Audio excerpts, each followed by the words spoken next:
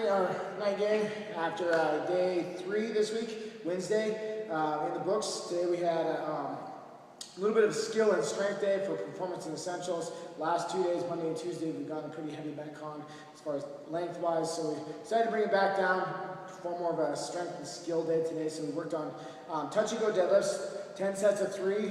Obviously that sounds like a lot, but we started off really light, worked up over the course of that 10 sets up to about 85%.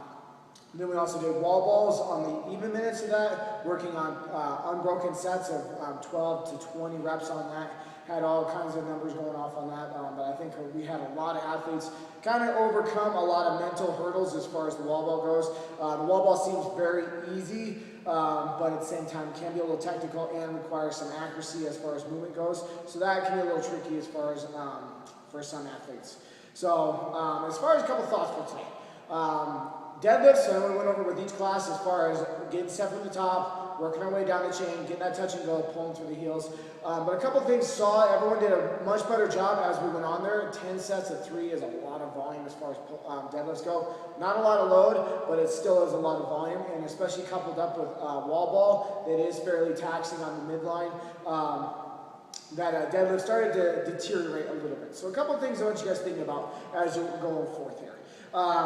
So mainly here we always want to focus on is getting set from the top down. We never want to grab a hold of any weight, any movement, whatever we're doing in the midst of it, and then try to reorganize ourselves and get into a better position. Granted, we're always striving for a better position, but no matter what, we want to start in a better position, because if we start in a bad position, we're going to end in a bad position no matter what. So before we get anything, I want you guys to think about it. A couple things as far as getting set. We did a great job pulling the belly button nice and tight. Chest goes back. One thing to practice on. The easiest way to do this, and you can practice this with the bar or your hands, is hands go on the thighs, get a little soft by the knees, exaggerate chest up, get tight tension in that back, push the hips back, slide down to the knees, squat straight down your shins, so we're looking for that vertical shin, hip above the knee, but below the shoulders, okay? From that position, I can go ahead and grab a hold of my barbell, okay? Now I want to create tension here, pushing my knees against my forearms, okay? Not a sumo position. I'm trying to create the same thing as I would with that squat of screwing the feet through the floor, creating tension in my hips. That's also going to not only create tension here, but it's also going to create tension in the midline, force that chest upright a little bit more, make it a little bit easier, all right? When the weight was lighter, everyone did a much better job of keeping that barbell nice and tight, of pulling back through the heels, okay? We want to make sure that barbell isn't moving on a straight up and down path. We want to make sure that bar is coming back in at us. Think of it as we're pushing the floor away and then bringing your hip to the bar, rather than trying to stand up with the bar and getting that long lever and putting more pressure and tension on that back. A couple things I saw. When we were working off, good set position. Several athletes were having a hard time getting into keeping that good position. We would get down, good set position, and all of a sudden, whether it was due to confidence, whether it was due to I got to get more speed on the deadlift, whatever it may be, is we would get down, break the elbows, and then start ripping off. Yeah, if you guys just saw that, all of a sudden I went from a good position, back nice and flat, shins vertical, hips in a good position compared to my knees and shoulders. All of a sudden I dip down, and what happens? All of a sudden I get parallel with my hips, it goes straight into my toes, I go pulling through my back, and all of a sudden, oh, my back starts to wrench. All of a sudden, why is my back feeling so tight? Trust yourself in the position that you're moving through. Okay, it's the 100-meter dash. You're set in the blocks, the gun goes off. We don't want to go backwards before we go forward. We want to set tight, push the floor away, bring the hip to the bar as we're going through that. That will help you create more tension, but at the same time, help save your back and help save those positions so you can keep the efficiency as we're moving through that, all right? Last thing from the top, everyone did a much better job of not crashing down. But same thing we talked about, the hands on the thighs, pushing the knees back. We want to simulate that same movement with the barbell, all right? So from that top position, I want to get tight, shoulders back, soft by the knees, hips go back, keep that back nice and flat, okay? I don't want to just crash down and go straight down. It's not a squatting motion. Hips go back, chest stays up. Now I got tension in the hamstrings, and squat that bar straight down my shins so I get that vertical position. Other thing though, gang, For those that are limited as far as range of motion, a lot of times that could be the other culprit that's happening here, is we get back, we're good, and all of a sudden I get my end range of my hamstrings, and my back takes the brunt of it because I'm tight here.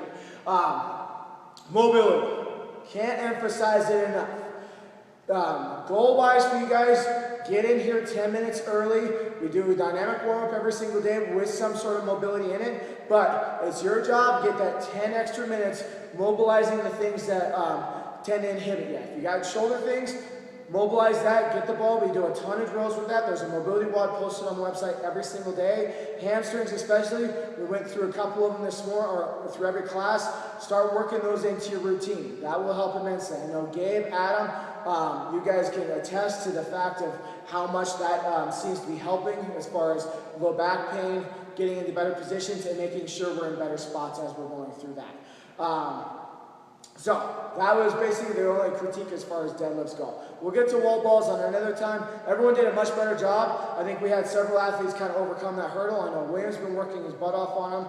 I think Gabe actually probably had the score of the day. I think he almost hit 20 across the board, and he had a 15 and then 17s mixed in there. But main thing on wall balls, gang, it's a mental battle. It's catching and sitting with a ball. We've all done thrusters, we've back squatted a ton in here. Everyone in here is strong enough to sustain an air squat and a toss with the ball. A lot of it is just finding that mental fortitude to fight through, catch, sit, We'll work on as far as efficiency goes forth on that as far as a couple tips later. But next thing we'll work on is comp. You guys had GHD sit-ups in your WOD today. Not bad, everyone. It was a little bit more of a sprint workout today. We haven't really incorporated a lot of GHD sit-ups into the workouts, but we've seen that a couple times as of late. But we're going to try to incorporate that a little bit more. But a couple thoughts I want you guys kind of thinking about as far as positioning-wise.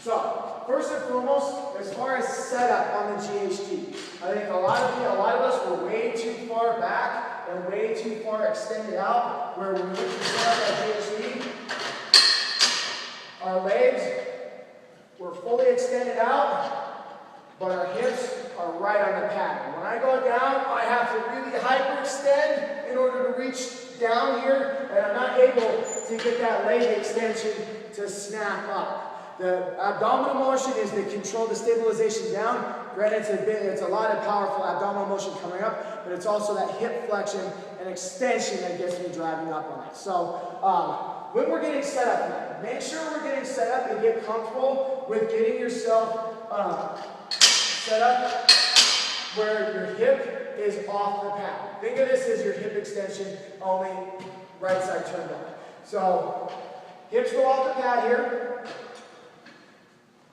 Alright, so from this position, my knees should be bent. Alright, saw a couple people getting this ultra hyper knee bend in here, hips staying on the pad. A lot of that is just comfort level in that. But make sure your knees are slightly bent. I want to come down, stay chin tight to my chest, control, knees still bent, work whatever range I can. If we feel comfortable down, come all the way down, but extend aggressively. Okay? Saw this a lot today where we come down and knees stay bent. Okay, it's not an isolation sit-up. All right, we're working that aggressive hip or knee extension and getting that hip flexor to propel ourselves up to help get ourselves more power. All we're trying to create here, gang, more power output through every motion. Get those bigger muscle groups involved. So on this, as you're going forth on this, I want you guys really exaggerating that leg extension coming through. Okay, so down, control, as we sit up, snap and extend. Down, control, snap, extend. Down, control, snap, extend. Okay, not necessarily about speed down up, but it's more about controlling the downward, that eccentric motion, extend the legs, sit up simultaneously. That will help get those hip flexors involved. Granted, we do a lot of the butterfly sit-ups to avoid that, but then for the GHD, that's what we're trying to incorporate. More hip extension, more power output, help save that midline as we're going through. All right. Overall, not a bad day at all day, gang. I think everyone did fantastic. Thursday tomorrow, we got a little bit of rest day for most athletes, but overall, Thursday should be a good day. Come on in.